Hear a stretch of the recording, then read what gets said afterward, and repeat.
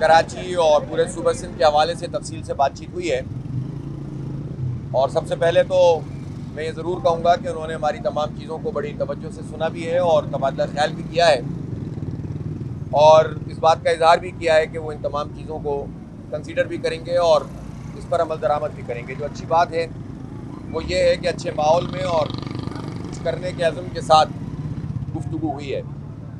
जो अहम तरीन चीज़ें इस वक्त मौजूद हैं, इसमें जो लोकल बॉडीज़ का पूरा निज़ाम है, 15 जनवरी को बल्दियाती इंतखाबात हुए थे, लेकिन उस वक्त पीपल्स पार्टी की हुकूमत ने भी, और अब तो ज़ाहिर है इनको भी आए हुए 10-15 दिन 20 दिन हो गए हैं, ट्रांजिशन पीरियड ख़त्म नहीं किया और इसके नतीजे में ये मसला पैदा हो रहा है कि टाउन चेयरमैन, यूसी चेयरमैन अपना प्रॉपर काम नहीं कर पा रहे। अगरचे कि एक नोटिफिकेशन ज़रूर आ गया, लेकिन अमलन जो तकसीम होनी चाहिए थी टाउन्स के दरमियान, जो गाड़ियों की, अमले की और जो इख्तियार होना चाहिए, वो इख्तियार आज तक की तारीख में टाउन चेयरमैन को मुंतकिल नहीं किया गया, जिसकी वजह से कराची के आवाम परेशान हो रहे हैं। के इलेक्ट्रिक कहता तो है कि बिजली की चोरी हो रही है, लेकिन सिर्फ एक सरजानी टाउन में 30 इलीगल PMTs चल रही हैं जो के इलेक्ट्रिक के अमले की मदद से कुंडा माफिया चला रहा है।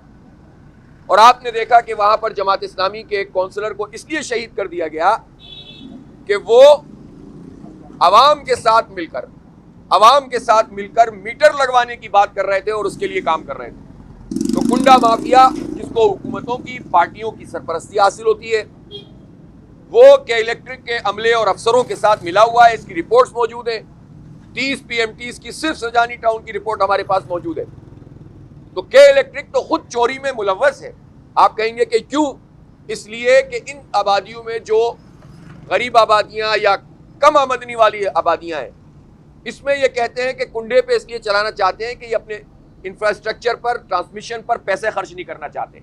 मेयर के और यूसीज के इलेक्शन में कराची ने जो तजर्बा हासिल किया है और जिस तरह कब्जा करके मेयर बनाया गया, जिस तरह लोगों को लापता करके जमहूरियत पे शबखून मारा गया, जिस तरह यूसीज तक की सतह के नताइज तब्दील किए गए और इसमें DCs, ACs और पूरी हुकूमत का अमला सब शरीके जुर्म रहे, इसके बाद ये बात बहुत बहुत अहमियत की हामिल है कि एक ट्रैकर गवर्नमेंट कम अज कम ऐसे अफसरान के खिलाफ भी कार्रवाई करे और इंतजामिया इलेक्शन में इस तरह से दखील ना होने पाए कि वो किसी पार्टी को फेवर कर रही हो।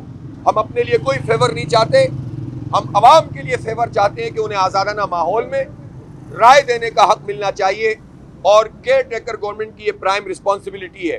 तो भाई 18 साल से प्रेजेंटेशन और करप्शन दोनों के इलेक्ट्रिक माफिया कर रहा है। व्हाइट कॉलर क्रिमिनल है ये जो ऊपर बैठे हुए इनके अफसर, क्रिमिनल, ये कौम के मुजरिम है जो इस वक्त के इलेक्ट्रिक के मनसूबों पर बैठे हुए लोग हैं बड़े बड़े।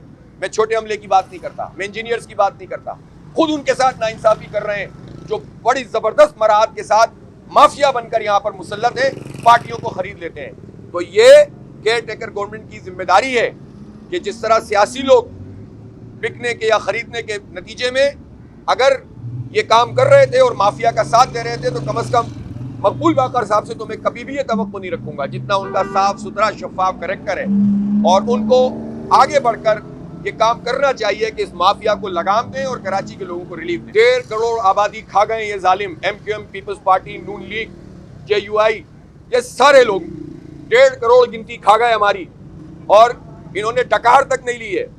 ये सारे मुजरिम है कराची के अवाम के, इसलिए कि इसके नतीजे में हमारी नुमाइंदगी, इसके नतीजे में हमारी मुलाजमतें, इसके नतीजे में हमारी ट्रांसपोर्ट।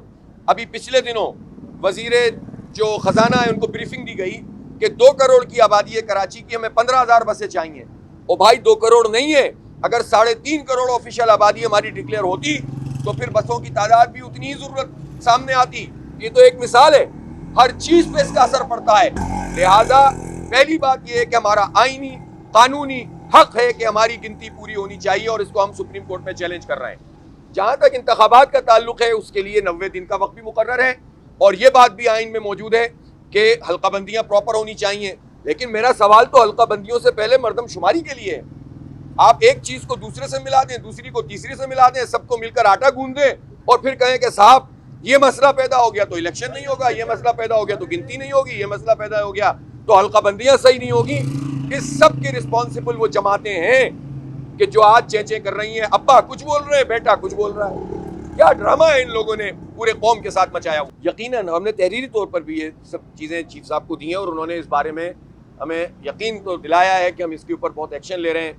अभी आईजी साहब से भी मेरी पिछले दिनों मुलाकात हुई थी और मैंने बहुत वाज़ेह तौर पर जमात इस्लामी का वफद पूरी उससे बात की थी। इसी तरह हम रेंजर्स से भी राब्ते में रहते हैं मुख्तलिफ जगहों पर, लेकिन असल बात यह है कि इक़दामात सामने आने चाहिए।